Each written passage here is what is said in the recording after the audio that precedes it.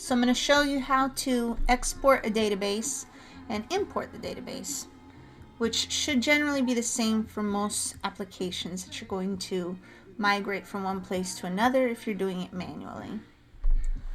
So go to PHP myadmin if that is where you're exporting from and what you have available, because it's what most people do.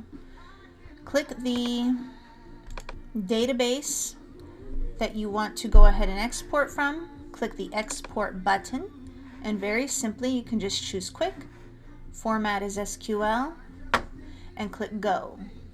Now if you wanted to provide someone ever with like a CSV of data, you can export a CSV of data, but we're not going to do that for purposes of migration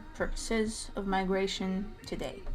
So export that SQL, click go, download it on your computer, and then we go to Cloudways, where I'll show you how to upload that database. So once you've created your application, I've created a fake one for the purpose of this, you're going to launch the database manager. At Cloudways, we don't have PHP mySQL.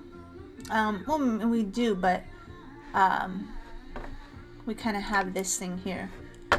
So what you're going to do is you're going to go ahead, and all you simply need to do is you'll notice that when you've created your application, it creates a database name for you, username and password, which you can change if you'd like. But once you're ready, you import your database by simply clicking import, choosing the file from your computer, and clicking execute. And that will upload your database just like that.